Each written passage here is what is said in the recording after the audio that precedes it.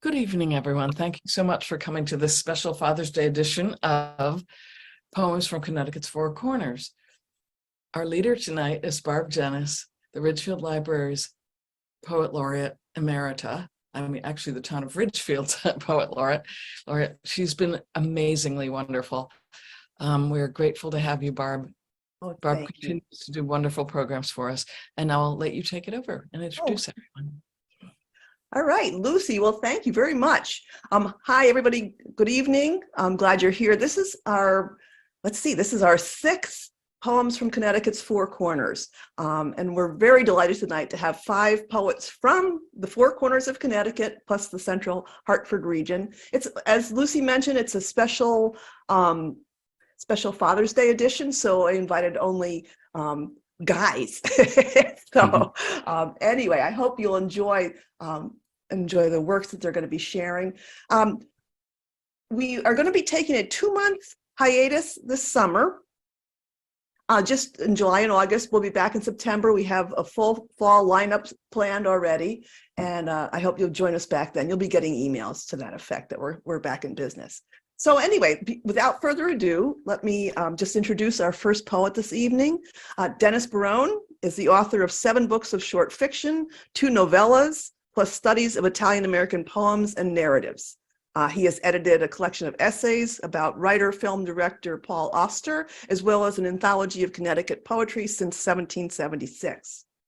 Dennis's poetry, prose poetry, and mixed genre collections include The Wall of Circumstance, Separate Objects, Parallel Lines, Sound, Hammer, Second Thoughts, Frame Narrative, and a Field Guide to the Rehearsal. And I'll put all these in the chat with their publisher and publication dates. In 2017, he received the inaugural Sister Mary Ellen Murphy Faculty Scholarship Award from the University of St. Joseph. A graduate of Bard College, Dennis received his PhD in American Civilization from the University of Pennsylvania. He is Professor Emeritus of the University of St. Joseph and currently serves as the poetry editor for the Wallace Stevens Journal and as president of the Hartford Friends and Enemies of Wallace Stevens. So welcome, Dennis. Thank you, Barb, and thank you so much for putting on this program. The Hartford Friends and Enemies of Wallace Stevens have a program in Elizabeth Park next weekend on Saturday. So if you're around central Connecticut, the readers will be Frederick Douglass Knowles, the Hartford Poet Laureate, and also Christina Baptista. And one Hartford high school poet is going to read a poem or 2. Tonight, I'm going to read 4 pieces having to do, I suppose, with fathers, keeping in the spirit of that. And the first 2 come from this book. If you can see it, it's called Field Report. The cover art is by a poet, Elaine Equi of New York City, and it's a photograph of candy at the famous Rivington Street candy store in Lower Manhattan. So this is called Communion Rites. On Easter Monday morning, we went out for breakfast.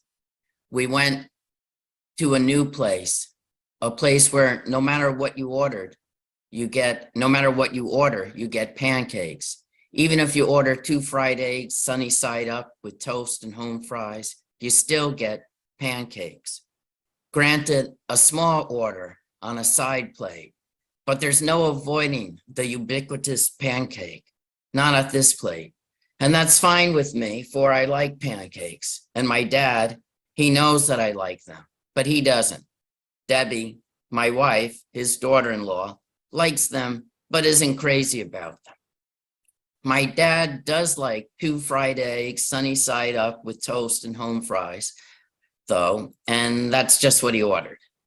I ordered pancakes, some sort of special wild berry kind, and Debbie got a small order of another special sort. I ate all my super duper cakes, accompanied with a gallon or so of coffee. There's nothing quite like the way coffee cuts through the sweetness of maple syrup. My dad asks if we want his pancakes too. He doesn't want them. Debbie says no, she's stuffed. I look at them, momentarily sense the slush of batter and caffeine in my stomach. and then say, sure, why not? This will be my breakfast, lunch, and dinner, I say. It's not like I'm round as a pancake, more like I'm flat as one, I hypothesize. More pancakes, of course, means some more coffee too. We pay, leave a nice tip, and walk out to the parking lot. Everyone feels good, and it's a nice sunny and warm morning. My dad walks slowly, I know, and he looks smaller, shrunken, and older too. Then I think that maybe I'm just blown up and sped up by all I ate and drank. He shuffles to his car. The next day, my sister will take him to the hospital for some minor surgery. He had scheduled it at first for a week or two before, but he worried that he would not have been able to join everyone for Easter, and so he changed the date. This day in Fort Lee, this sunny morning in a pancake house parking lot, turns out to be the last time we see him alive.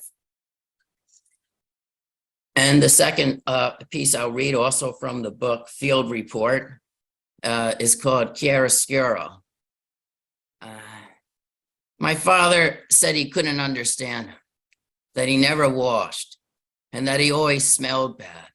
And yet in one letter sent home to Brooklyn after the war, he tells his father to be sure that his grandfather gets the gift of figs he sent from San Francisco. A picture tells 1,000 words, but that was a letter that leaves me with many questions and doesn't tell me much, or rather not enough, not all that I want my dad's neat hand to reveal. And so consider the shading and its use, especially for the dominant form in the frame. The scraggly cloth seemed to rise up around the bearded one and depend upon him for some wisdom, translation, or tips for jobs. The tenements towards the rear seemed to foretell the lives to be lived by the children, already downtrodden in the foreground. No one gets out by going straight, I recall my friend John Dominy said. But it's arrow straight that the bearded one will send them. There can be no Americanization without evangelization, he and his colleagues proclaim. And so on the city street, he will instruct the destitute and the ragged. He will tell them to believe. First of all, he will say, you must believe. 1910, he had been proselytizing on this side of an ocean for a decade, and there he is doing so on a Manhattan street. I sit on a bench in Connecticut, a state in which he had several missions, and I look at the lithograph of the old quarter. He speaks and I listen, quickly transcribing all that he says. But as page turns against page, my pencil lead smudges and becomes almost indecipherable. Then, as I flip back to where it began, I see that it has become all shadow and no light will enter. So my father and my great-grandfather, in many Italian families, they had the same first name, Alfred or Alfredo. And let's see what, the last piece I'm gonna read is from this book called Second Thoughts. And the cover art here is by John Willis of Hartford, Connecticut. Used to teach at the University of Hartford. And so the older Alfredo, not my father, my great-grandfather, had a brother named Giovanni who lived in Waterbury. And so this is a sort of make-believe of the two of them. Question and answer. If I had a brother, we would travel together. We would praise God and spread the word. We would set forth and stretch out mightily the message of hope. We would climb the stairs, board ship, and set sail. Though assigned to different towns, we would continue with the self-same work, and we would write about our success. We would write from one to the other, from one city to the other, and we would compare but not compete. We would apprise and bless and praise if I had a brother. But what if this brother with so much skill with words should turn from the word to numbers? What if he should seek the riches of this world and think less of the spirit and heavens and the heavenly? And what if he led the bank and increased its holdings, did this work and gathered more accounts guaranteed in passbooks, while I continued to push for conversions, not revenues and returns? It will be the word and not the jewel that'll grip us. We have no need of grand design nor spiral stairs. What nets us can be summoned in silence and rises as from death. Promises are tendered via clear distinctions circled in prayer. Inside a storefront or beneath the tent seams, no riches to mirror vanity. Some far greater reward will be discovered through tongues present before our beginning. Thank you. Wonderful. Oh, thank you. The two poems about your father were really very wonderful. I love the line, all shadow and no light will enter. That's just Thank very, you. very sticks with you. Okay, next up we have Paul Bluestein. Paul is a retired physician who plays blues guitar and lives in the Black Rock section of Bridgeport. I have Ridgefield down, but Bridgeport with his wife Linda, and Tucker, their flat-coated retriever rescue. Paul started writing poetry in college, but was soon sidetracked by medical school, playing in a band on weekends and writing songs. Decades later, at age 70, he returned to poetry and began submitting his work for publication after joining the Poets Salon. Since then, Paul's poetry has appeared in a wide variety of online and print publications, in addition to 2 award-winning full-length books published by Silver Bow Publishing, Time Passages in 2020 and Fade to Black in 2021. Paul currently serves as a reader for Chestnut Review while working on a 3rd book, tentatively titled Nightbird. So Paul, welcome aboard, and unmute yourself, and we'd love to hear your work. Oh, do you know how to unmute yourself? There you go. There you go. Thank you for holding this event. It's fun to be here. I'll read a poem or 2 from each of the 2 books that have already been published, and 1 from what will become the 3rd book. The poems I write are usually pretty dark. You can tell from the covers. That's Time Passages and Fade to Black. But I'm going to try and keep this a little bit lighter. From Time Passages, a poem that was inspired by a book that I read when I was 5 or 6, one of the Wonder books, which were like the little golden books, called The Dog That Barked the Sun Up. And this one is called Morning. And it's about my dog, from his perspective. I bark, and the sun comes up. Morning. He fetches his coffee, my biscuit, toast, and a treat. He'll read the newspaper. I'll dream of slow, inattentive cats. When he reaches down to ruffle my fur, his hand feels like the afternoon sun. This must be what he calls Thanksgiving.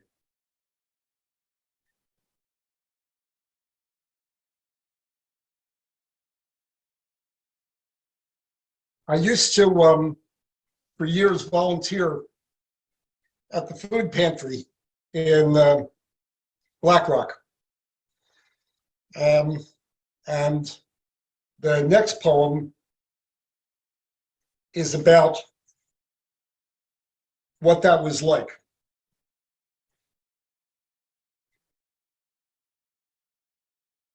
It's called 3 Days of Hope. In the gray morning, a ragged line forms outside the door. People wait while rain runs off their shoulders and shoes. Inside, volunteers count cans of tuna and loaves of bread.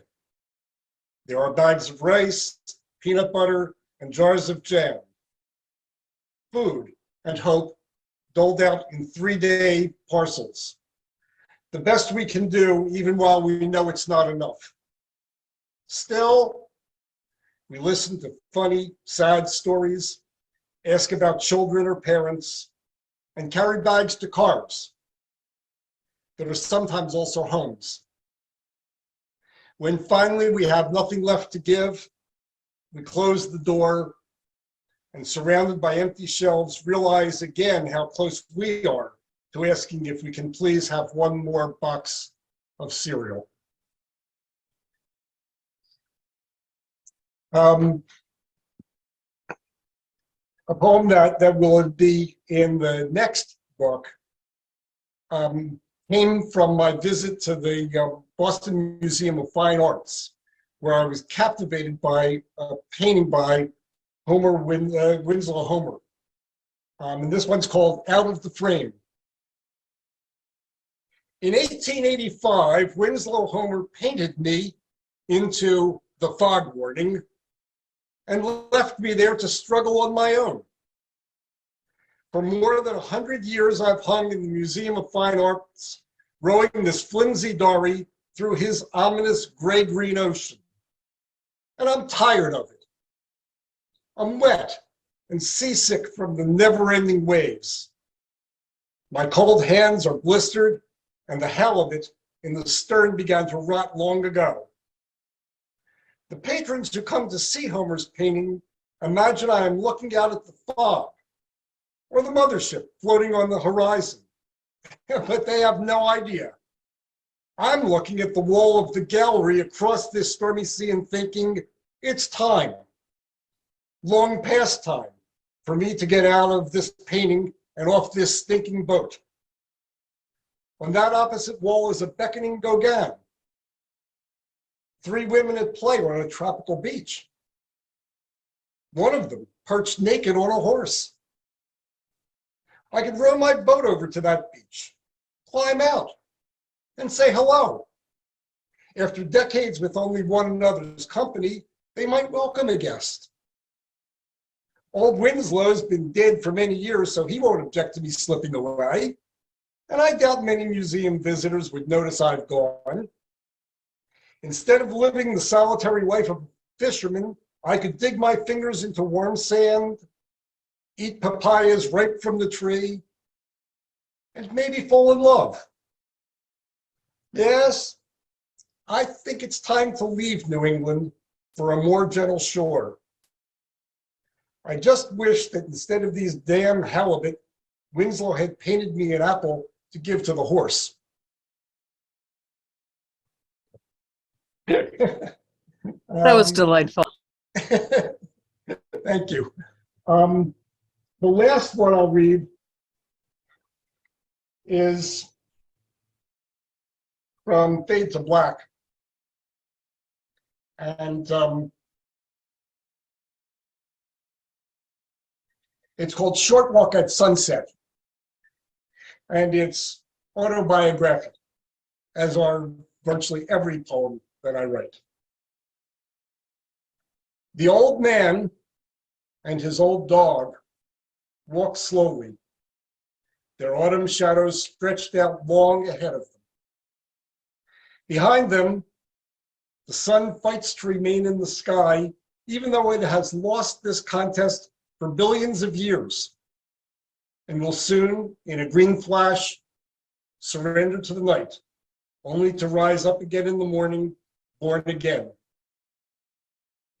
For the old man, it is a short walk at the end of a long day, and he will, like the sun, be on the other side of the world, out of sight and in darkness. For now, though, there will be shared food, the evening news, and time to rest in the chair by the window while he watches his old dog's flank rise and fall with each breath.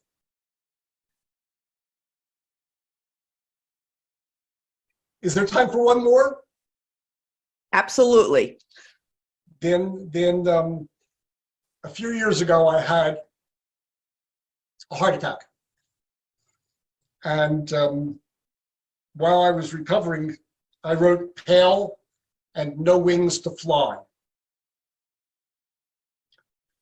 Lying in the grass beside the rose bush I was deadheading, the world has turned upside down. A trapeze artist circus squirrel is performing at the top of the leafy green tent for an audience of indifferent starlings. And wind chimes hanging beneath the pergola call to me like distant church bells as the cut grass smell of summer takes me back to Tennessee, lying in a field, watching cat clouds stalk across the sky.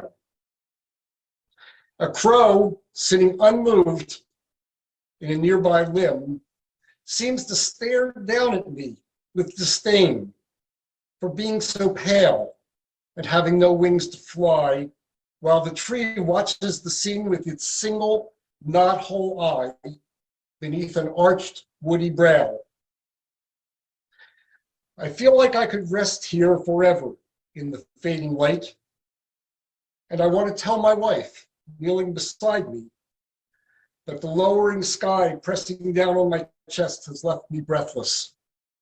Besides, I'm not sure she would hear me over the wail of the approaching sirens. Wow. Thank you. Thank you. Wow. Yeah, I love the comparison between the two different times of lying in the field. That's a big difference between your childhood. And wonderful poems about the dog, of the old man and the old dog taking a walk. It's just wonderful. Yeah. So thank you. I am an old man and he is an old dog. It sounds like, isn't there a song about that? Anyway. There is. I've written as many songs as I have poems. That's great. Well, thank you. Thanks very much. Okay, next we have Chris Gaffney. Chris is a stay-at-home dad to, the ages may have changed at this point, but the notes I have are for a 3-year-old girl and a 1-year-old boy. A prolific writer and accomplished public speaker, Chris won the National Society of Newspaper Columnists Award for Best Humor Column in its category in 2019, and served as a keynote speaker at the National At-Home Dad Network's annual convention in 2022. What a great thing. Where he presented a talk titled, "What Do You Do All Day? Sharing Your Story with Authenticity and Humor." Chris is currently working on a book titled Baby Bump, Poems for and About Expectant Parents. The book, which includes tongue-in-cheek but simultaneously heartfelt poems exploring some of the most meaningful themes of a couple's life, was well received at the Irma Bombeck Writers Workshop this past fall. A resident of Wolcott, where he serves on the Board of Education, Paul participates in poetry readings. His poems have been published in both the Connecticut Bard's Poetry Review and the Southwestern Poetry Review. So, welcome, Chris. Hi, thank you so much. And thank you to the audience as well. I've had the privilege of watching a few of these myself, and it's a real honor to be featured here tonight. The ages have changed a little from what you said. I'm a stay-at-home dad still, but now it's to a 4-year-old girl named Grace and a 2-year-old boy named Senny. That's a nickname from his middle name, Seneca, and he totally pulls it off. We do live in Wolcott with my beautiful and brilliant wife, Jenny, whose successful career affords us the lifestyle for me to stay at home, at least until the poetry market turns around. So fingers crossed. I started reading children's poetry to my wife and daughter during the 15th week of pregnancy, which is the first time that fetuses hear voices from outside the womb. And the rhythms of those poems sort of got into my head, and the first poem that I myself wrote just hit me like a jolt one day as I was driving into work. I'll read that poem now. It's titled, Written Outside a Car Wash While Eating Lunch, a poem. I think I killed a squirrel today while driving into work. He came so fast, all I could do was give the wheel a jerk. I heard a thump and saw his spin reflected in my mirror. He twitched just once, then not again, as if death were drawing near. I think I killed a squirrel today. It wasn't my first one. I wish someone would teach the squirrels to look before they run. Admittedly, this is perhaps the stupidest poem ever written. But when I read it to my wife and her womb in bed that night, it made her laugh at the end of a long and really frustrating day. And that felt really good. So I wrote more. Jenny's biggest complaint that night wasn't the exhaustion, morning sickness, or aches and pains. It was that she didn't yet look as pregnant as she felt. She was suffering in silence because nobody was extending to her the kindnesses that we extend to pregnant women, or just pulling her aside and asking her how she was doing. So my next poem dropped the squirrel, trying to make Jenny feel appreciated and seen. It is the title poem as well as my work in progress, which you mentioned before, Baby Bump.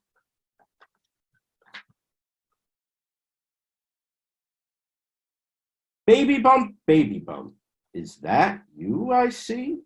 Or is it a wrinkle pressed into my teeth? There's no way of slowing the fact that you're growing, but I just hate not knowing when I'll first start showing. Baby bump, I'm expecting you soon to make me start glowing and round as the moon. I'm nauseous and cautious that soon you will pop. I bought elastic band pants and a much larger top. Baby bump, you keep me awake, thinking and worrying thoughts that are fake. When I'll first spot you, nobody knows, but it might be the last time I see all my toes. Baby bump, take your sweet time. Let's make an appointment to meet around month number 9. When I wrote that poem, I was in the middle of what ended up being a 4-year-long run of publishing a weekly online humor column. For 200 consecutive weeks, from 2017 through 2021, I published a new humor column every Sunday night at 7:56 p.m. in honor of Andy Rooney. It, as was mentioned in my introduction, it did win the National Society of Newspaper Columnists Award in 2019, and the experience of just doing that week after week sharpened my writing considerably, but it also chained most of my creative energy into one format with a fixed point of view. Poetry freed me from those constraints, letting me imagine someone else's experience and play with it as though it were my own. My next 2 poems illustrate that. What is going on in there? My belly feels so tight. I can feel you squirm around in there. It keeps me up all night. Is everything okay in there? You're pushing differently. It makes it hard to breathe out here, and I always need to pee. Things are getting snug in there. Your birthday's coming soon. So enjoy it while you can in there, because you're running out of womb.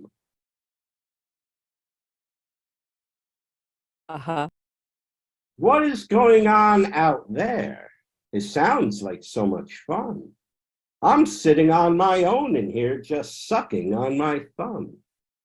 I hope there's room to dance out there, and here it's getting tight.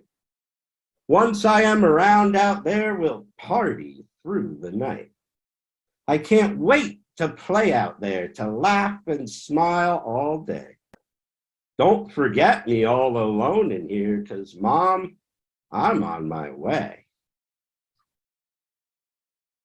Chris, I have to tell you that when I was in practice, I was an obstetrician. Oh. and I love the poems. Oh, Where were you? so Where were much. you when I was practicing? I'm not sure. But I mean, you're right, though. Pregnancy's weird. And you think you know what it'll be like, but something completely unexpected usually overshadows everything else. This happened for me at our baby's very first ultrasound, the one confirming a viable pregnancy after years and years of trying. My next poem, Yolk Sack. My baby has a yolk sack that's bigger than its head. I couldn't quite believe it, but that's what the doctor said. Of all the things I ever thought that I'd most want to see, a yolk sack wasn't one of them, but it's filled my heart with glee. Pregnancies are full of so many personal, private, and intimate moments that play out on this species-wide scale across countries, races, and incomes. Our most personal thoughts and emotions are ones that almost everyone in some way experiences, but almost never talk about. There's a Stoic belief that the personal is universal.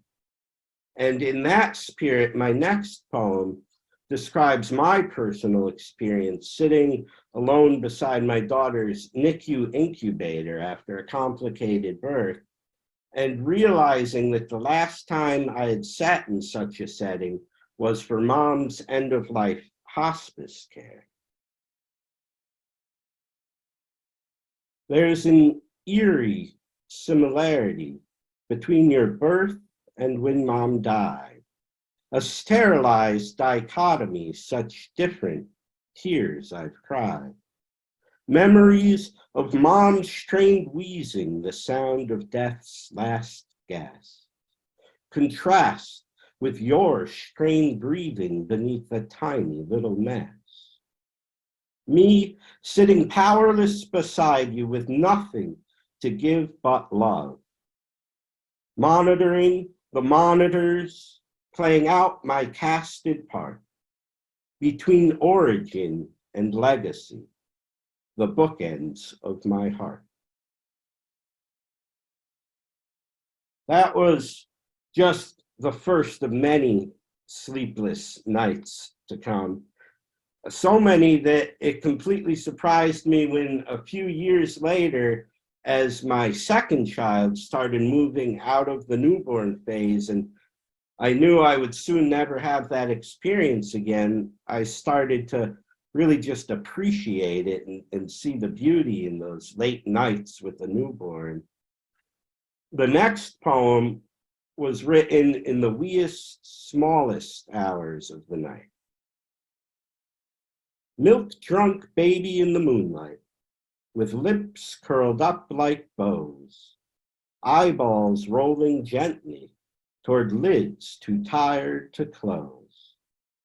Though I softly whisper good night, I'll still rock you for a while and stare at you intently, feeling proof that life's worthwhile. That's wonderful. Chris, I hate to interrupt, but we're going to be running a little bit long. So, Okay. so do you have one more short one to share, or do you want? Yeah, actually, I just had one more that I wanted to close with. That I have this kind of simple poetry style that just models off of the rhythms that get caught in my head. But really what it's all about to me is the message that I'm trying to convey. And the last one, I think, gets straight to the heart of that. And I'll close with this. You are love. Before you even arrive, you are love. With all we can provide from way down deep inside, you are love. Just the way you are, whether near or far, you are love. By mommy and daddy and aunts and uncles too, cousins and grandparents and all of our best friends are so in love with you. That's wonderful. Thank you so much. Those are just delightful poems. Well, thank you very much. And again, I appreciate the opportunity to share here and share stage with such accomplished people as well. You're doing a great service with this series, and I really appreciate it. I enjoy it. I've heard a lot of very wonderful feedback from people saying they'd like to see people from all over the state without having to, leave home to do so. Yeah. So, well, thank you. Thanks very much. Thank you. Okay, next up we have Stephen Ostrowski, who is a poet, a fiction writer, a painter, and a teacher. His work appears widely in literary journals, magazines, and anthologies. He is the recent winner of the 2021 Wolfson Chapbook Prize, which is a wonderful prize, for his poetry manuscript, Persons of Interest. He's also the author of 5 previously published chapbooks, 4 of poems, and 1 of stories. Stephen and his son Ben are authors of a full-length collaboration called Penultimate Human Constellation, published in 2018 by Tolson Books. His first novel, The Highway of Spirit and Bone, is forthcoming from Lafora Books. He is a professor emeritus of English at Central Connecticut State University. Welcome, Stephen. Thank you so much, Barb. Thank you. I really enjoyed listening to everyone's stuff, and I'm happy to be a participant in this. And I also want to I see a few names of friends who have come, and I want to thank them for being here. I'll get right into it. I chose about 7 poems. Most of them are fairly short. This is called My Father Quits the Game He Loves. And it comes from the very first chapbook I ever published with Bright Hill Press in upstate New York. November dawn stings skin and frost sparks the dark first fairway. 4 men stand on a hill, blowing breath into bold hands, but don't think to wonder what the hell they're doing here. They'll play until snow. Quiet, not himself, my father asks to tee off last. His friends, self-involved in their limbering up, peering toward the distant flag, gauging potential moisture in the swollen clouds, oblige without thought. My father is nothing but thought and memory. This game has been his refuge from endless 2-job weeks, the unglamorous obligation of providing food and shelter. This is his sweet release, a few oblivious hours to care about what doesn't matter. He lifts his driver from the bag, but his hands, gnarled to knots, won't unclench. He tries to pray them loose. One more round, Lord. But the answer is plain. It is finished. The men are sorry. Say, it's the cold too. Wait till spring. By March, his twisted bones will lay him down for good. He works a smile for the 3 who, though sad to see him go, are grateful that they've still got it. They picture long first drives, pars to start the round. One of them bends and jabs a tee into hard earth, and my father winces as he hoists the heavy bag onto his shoulder and carries it off the hill.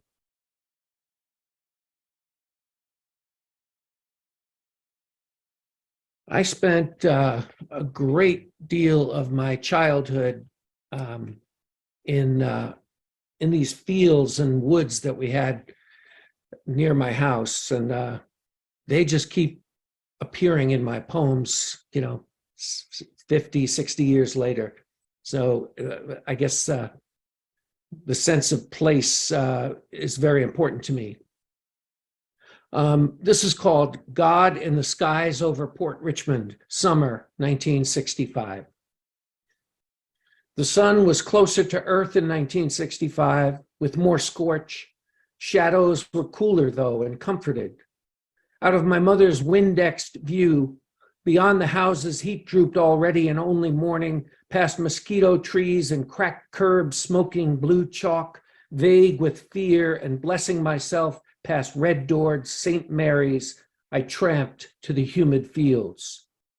With wild and cautious instinct, now predator, now prey, I roamed, my thirsty nostrils drinking odors, acrid leaf and stream scum, my eyes sponged colors vivid and oozing off torpid curtains of wild life. I knew in the balls of my feet the degree of the turn of each path, knew the caves of shrub that only spits of light could find. I knew where you could lie in grass that stayed wet all morning, and where rats lived. When I peed into a whirring orb of gnats, my hot urine sparked the sun. I remember thinking, though couldn't say, that periwinkled sky turning gray was the passing image of something that never passed. And I wasn't the only one whose chest heaved as he lay cooling his back in mud. Some of us were friends. We'd prick finger blood to prove it, swear loyalty on our mothers' graves. Other boys were fools, sworn enemies. We'd meet them unexpected in clearings and bark curses at them and flail our fists at their heads until tears or blood flowed. 5 o'clock clouds swelled over the Bayonne Bridge, the sound of booming God trembling our disheveled heads and mixing with our mother's supper calls. Naturally, we hid away. I suppose if you were God hovering over Port Richmond in 1965, you would have seen our old house being painted all the summer week by my father on his 1 week's vacation. The Advance blowing across Harrison Avenue would be full of ads for stores that you would know were dying, but we didn't. And because my mother loved you, your mercy eyes would follow her, her armpits wet, her pockets full of coupons and rosary beads, wire cart squealing toward A&P bargains. You'd find my brothers sailing ragged seamed baseballs into grandstands that roared with graffiti and glass, or armed with cherry bombs blowing up sewers that for hours afterwards stank the stagnant air. If it was me you wanted, you'd know from experience that I was in that jungle of worms and weeds, sometimes alone, though usually not. I'd be crawling most likely, dirt in my mouth and heat in my ears like wax. And because you were God, you would know that I was filthy with innocence and mystery, as you intended, and that I was readying myself for the call. It's funny, I haven't revisited those poems in years. Anyway, this also comes from, this is a new prose poem, and it's, I believe, going to be included in a book that I believe is going to get published, but I don't know yet for sure, but I'll know soon. Anyway, it's called In the Fields. Same place. I ragged through paths kids tramped all summer for finding mysteries. My sweat on fat skunk leaves, my questions following long-tailed rats into caves of rock.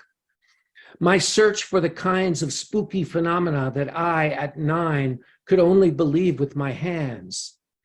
At the scar of a stream pocked with bags of glue and beer bottle gemstones and some girl's underpants, crows sat in bone trees and pretended they didn't understand my questions.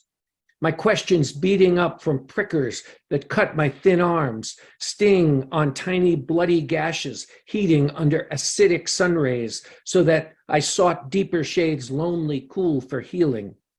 There, my boy heart in thrall, torn away Playboy pages, wet with dew on the ground, and my fingers lifting them, trembling and unholy, oh, maybe holier than I knew, my blood prints on that quivery paper flesh.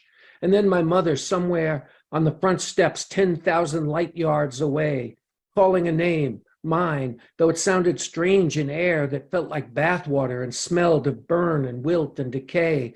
Strange, too, that because I was borrowing who I was from who I wanted to be.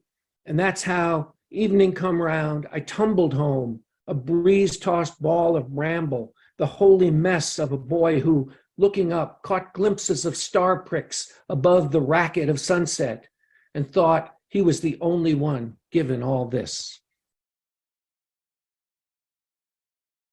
I'm going to read just a couple of poems from persons of interest.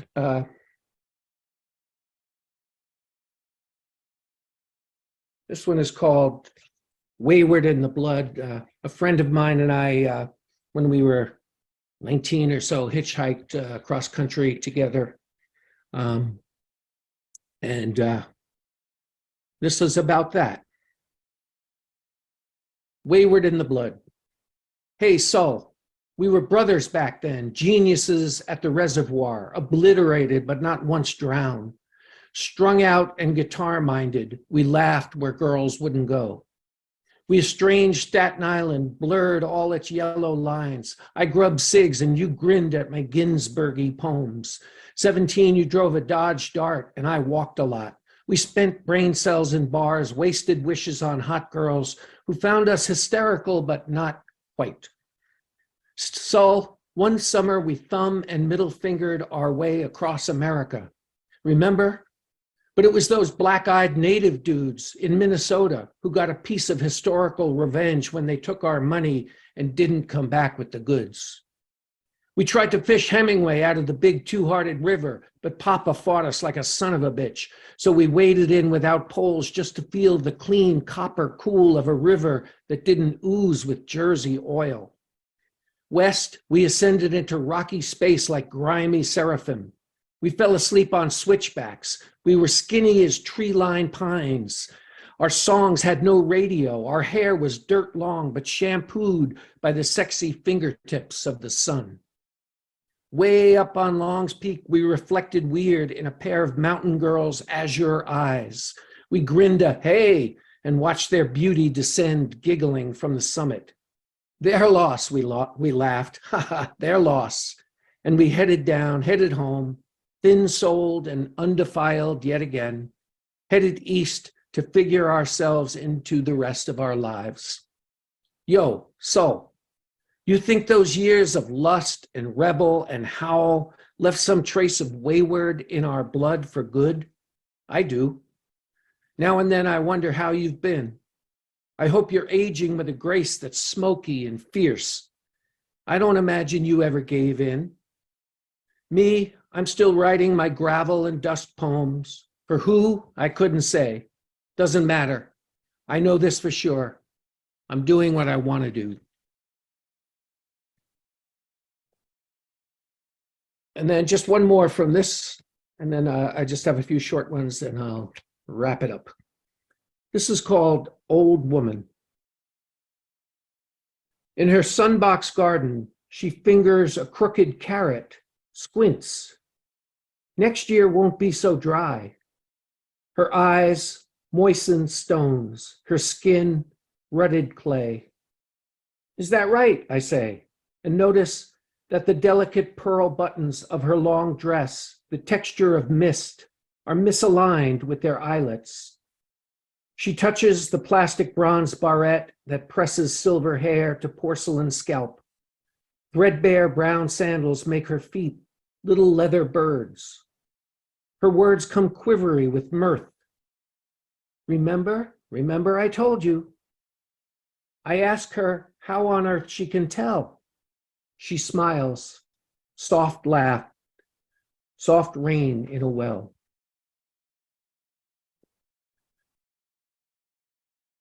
In the introduction, it was mentioned, Barb mentioned that I have written a book of poems with my son. It's kind of it's called Penultimate Human Constellation, and it's kind of a jazz riffy exchange of conversations between my son and I. This was when he was an undergrad and I was just a guy getting older. But we We wrote a lot of poems back and forth. I refer to him in my poems as Bud, and he refers to me as Pops. And I'm going to just read a couple of the poems I wrote in which are addressed to him. This is called Thinking Way Back Tonight. Pre-marriage, pre-fatherhood, I mistook the universe for my own ego with writ huge in stars. Thought the answer to every asked and unasked question of matter was me. That was, as I say, back there in pre. Susan bloomed in my blood like a grace-laced flame, and we vowed to each other's eyes and flesh and heart pound, said yes to two become one and still stay two, that swirly meld mystery. October rain blew sideways as we sang, I do. Ramona rose, then you, Bud, both born bold in the lungs and bright in the brain, creatures of creation, sweet and strong as mulled cider. What mattered was what life is worth to life. Still does. We did our best to mission you forth. Later, we all pulled Dev from Hades' famished mud, with his silent, love-open, clear-eyed, mischievous, early whirlybird mind, and we completed the bond and became a band, full fam five and primed for life in time. The stars are a book of questions tonight, Bud, hieroglyphed across the great spreading black. They are not about me, not about you. Thus let them confound us, disturb us, unbrain us with their unanswerability. Breathe, and in that little death between every breath, let them astonish us too. And I'm going to close with this one. In the book, Penultimate Human Constellation, we have a section called Poems from Southeast Asia, Poems from Southeast Connecticut, in which he was traveling in Southeast Asia, and I was still in Southeast Connecticut.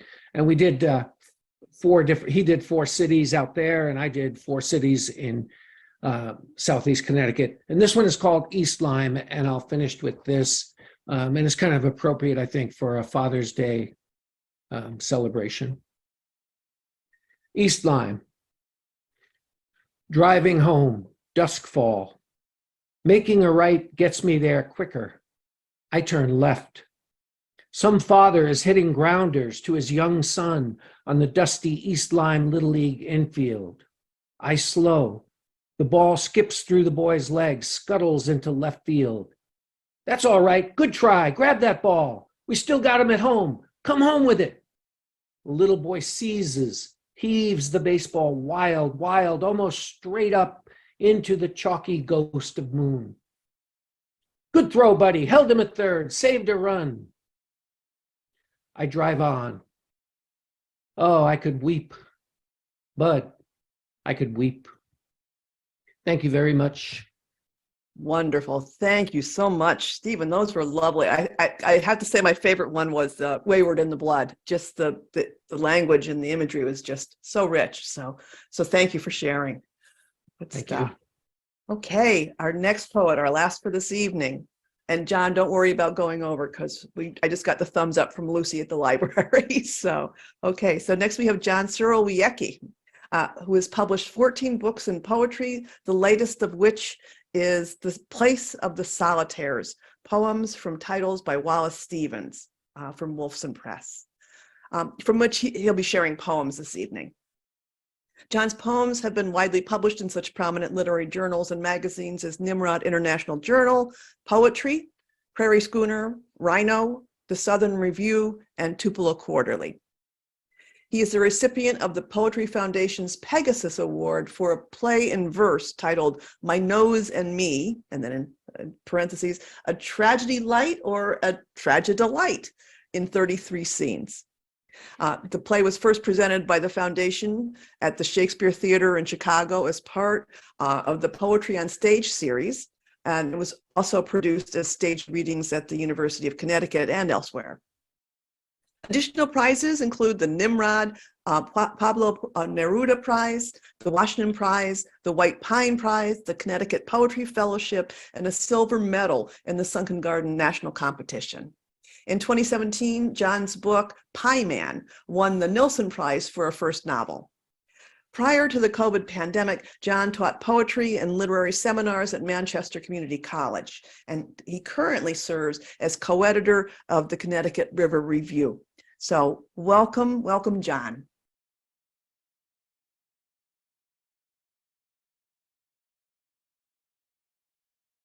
Oop, you need to unmute, John, if you would, please.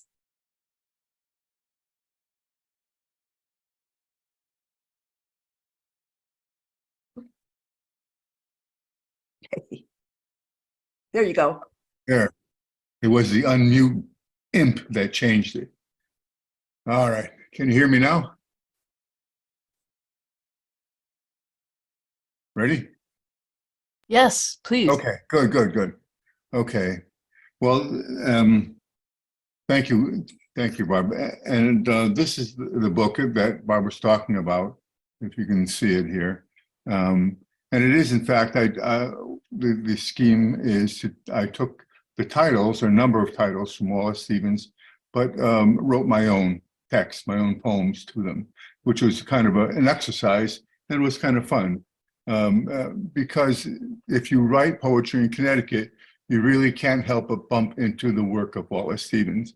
I mean, there's the Wallace Stevens Poetry Prize, Elizabeth Park Readings, the Friends and Enemies, the Wallace Stevens Review. We even have the editor of that, or we did. I'm surprised there isn't a Wallace Stevens basketball team here in Connecticut playing the Big East contest. But I want to assure you that the poems that I'll be reading are not his, but mine. The titles are his, and I consider them launching pads, and rather than imitations. The first poem I'd like to read is called Nuances of a Theme by Williams. The Williams in the title is William Carlos Williams, a pediatrician, poet, just as famous as Stevens was. Stevens quotes a line from Williams, but I quote another one, and mine is about the perils of old age. To clarify again, the title is Stevens, the quote Williams, the poem by yours truly. Nuances of a Theme by Williams. It is not fair to be old, to put on a brown sweater. When the good doctor says brown, he means the color of gravy, as in gravy train.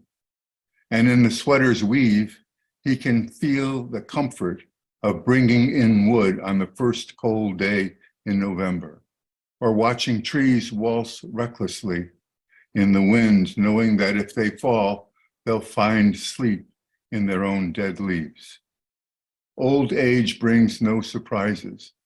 Poetry lives elsewhere, and nowhere is there a regard for gain or loss. Its calculator only subtracts, and the past is nothing outside the memory of it.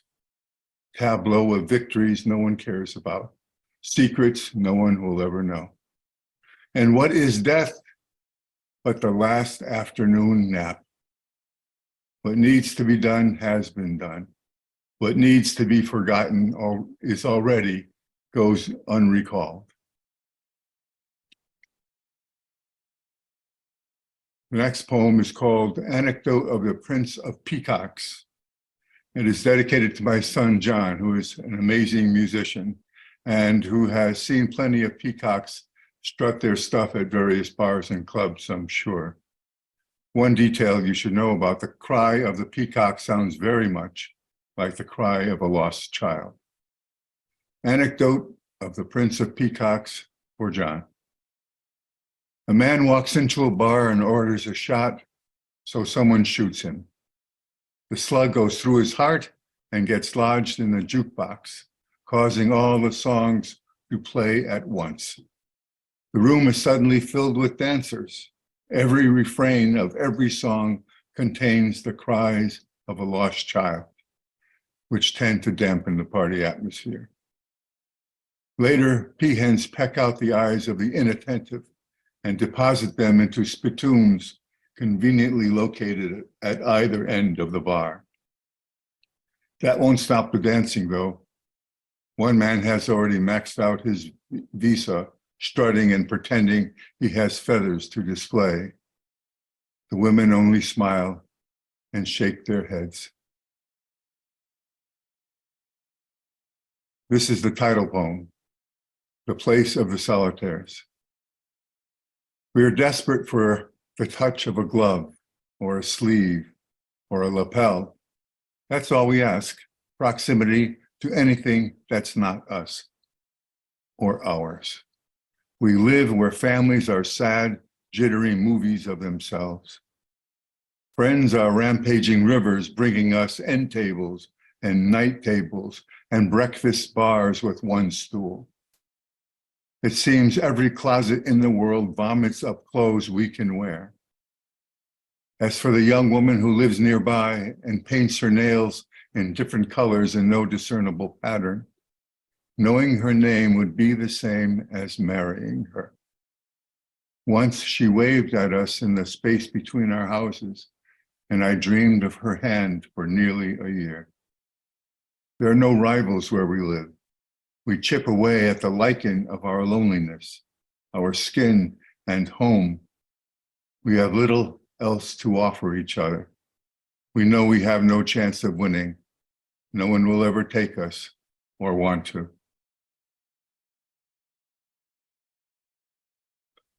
I chose this title because it reminded me of spring without COVID. It's called The Sun This March.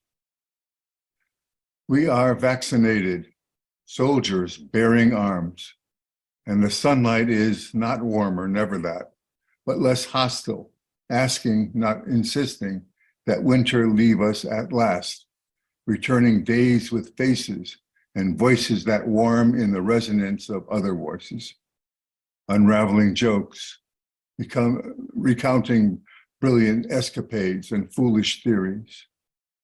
Because it was winter last summer and winter last spring, and it was winter when the irises bloomed, the color of wounds and iodine, and the drought that killed them was nothing less than a blizzard, static and brown.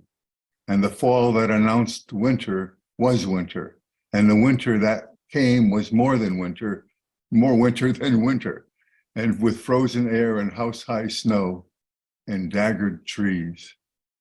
And now we squint and tear and find shadows everywhere, watching where we walk for just-born hornets or waxy hyacinths. Now we find our gloves preposterous and our boots leaden, and with a flourish we unwind our school-striped scarves and cram them into our pockets. In the early 50s and 60s, Constitution Plaza was being built in Hartford, replacing the Front Street neighborhoods. Today, it's considered a disaster in urban planning, but back then it was thought of as the promise of a brilliant future with those big, beautiful buildings.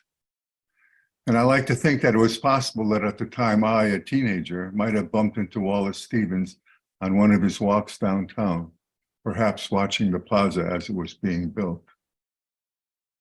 Also back then in the summer, the train station area of Hartford was visited by gypsies, the Roma, as they're called now. Eventually they were banned because of the city ordinance against, of all things, telling fortunes. The poem is called The Blue Buildings in the Summer Air. 1. Crystalline buildings appeared one day, and new blue light poured through them. The old neighborhoods vaporized in the glare. That summer, the Roma settled in Hartford, handing out futures by the train station. And soon everyone was rich and famous and desperately in love. 2. A new plaza returned the new light in blue waves. A new cathedral grew out of a moss of familiar houses, closer than anything else to the end of things. In June, we passed each other on the street, a goofy kid and an obese poet in a gray suit. The future was tidy and sequenced and saccharine. And for the poet whose end, even for a poet whose end was a month or so away. 3. He imagined the offices inside the blue buildings, cleared the desks of photos and knick-knackery, ordered lively posters in cold chrome frames, a show of Mondrian's watercolors, a look at Picasso during the war. And there he was drinking rare teas and talking into a streamlined dictaphone with blinking blue lights. 4. And the blue buildings had blue shadows which children chased around the plaza. There were blue lights at Christmas too, self-illuminating snow with Mozart in the air, free of charge. And the blue buildings were content to be moderately tall and July blue in July, the flimsiest of blues, recalling the skies in places where crops were paid attention to. 5. Maybe he smiled at me as I walked by, smiled and nodded as if to say he was just an ordinary man living an ordinary life in an extraordinary world, where everyone was an artist no matter what. And here was where that life began, in these buildings with blue skins that blue light was passing through.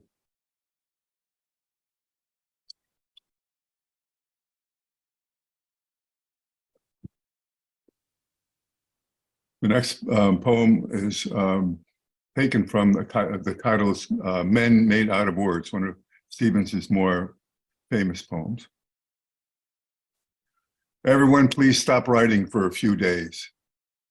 Let the brilliance settle like dust on the tops of pianos and bookshelves. Let words become a cuneiform of dead worms on ordinary sidewalks.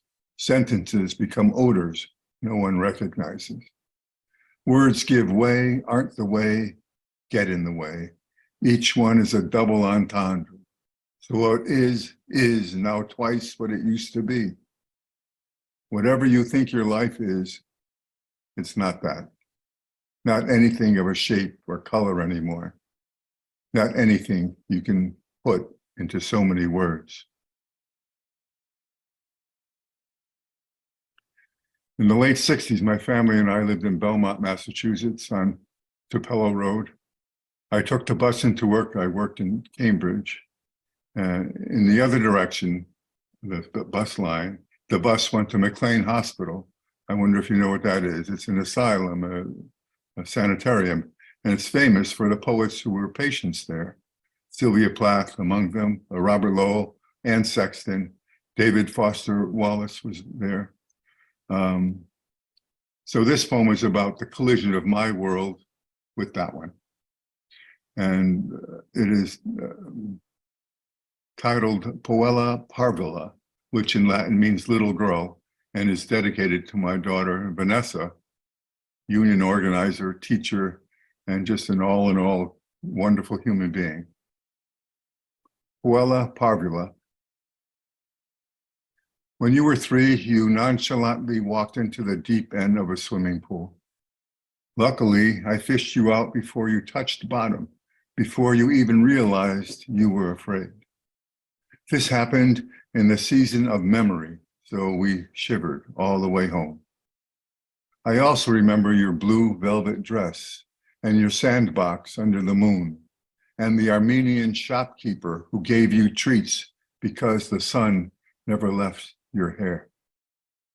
One day, sidewalk milkweeds coughed up monarchs, and Concords peekabooed behind a neighbor's garage. And one day, we rode in the bus into the city, standing with patients from the asylum. And when you, unable to hold it any longer, peed on the floor, one man smiled and said, "Tragedies happen, even on the Belmont bus," and dammed the flow with his scarred black shoes. Couple more. This one is called A Child Asleep in Its Own Life. The angel is only me eating an almond joy behind the ottoman.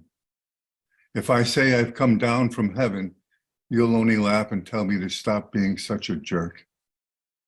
I'm also the golden crow that you think lives in the cage of your making, and the kindly red worm that's been slithering for so long, its belly has gone tender and leaks the paths it travels on. I'm no water baby though, too old. You'll be one soon because it's the in-between age, the years of underwater mischief and slippery bravado. As a water baby, you can hide in reeds and figure out who's who and what's what. But until then, you're vapor, your own breath, a breeze that tickles leaves and wrinkles lakes. You enter and exit your own lungs, redden and ride your own blood. You are the sigh between kisses and the small semi-snotty laugh escaping through your nose. I try to end any reading that I have with a poem to my wife. And this is exactly what I'm going to do right now. The poem is called The Woman in Sunshine, for Denise. Even on the coldest day, as you sit reading in the embrace of your chair, the light pulls fragrances from your skin, draws out radiances of heliotrope, still dormant, waiting, in theory at least, to live again. Getting up, you unfold like a peony. Winter light is summer heat almost, and you collect it to make spring. Thank you very much. I enjoyed it a great deal. Take care. Oh, we enjoyed it too, John. Wow, some amazing, amazing lines and entire poems. I love the idea of crossing paths with Wallace Stevens, that the entire the blue building and the summer air was just incredible. So, and I have to say, I also have to point out, I put one line in the chat: irises bloom the color of blood and iodine. Ay, great. So wonderful work, everybody. Oh my gosh, we're very fortunate to have the 5 of you with us this evening. Also, just so you know, we have recorded this session, and we'll be compiling all the different I'm going to be emailing out a list links to all of the poems, all the readings that have been part of this series to date. So this will be included too. So thank you everyone for coming this evening. Lucy, any final words at all? No, that was wonderful. Thank you so much, Barb. It was a You're wonderful our reading. treasure. Good night, Well, everyone. Good night, everyone. Thank you for coming. Good night. And breathe freely, hopefully in the next couple of days. Thank you all for coming. Thank you, Barb. Thanks for having this. Oh, it was a pleasure. Thank you.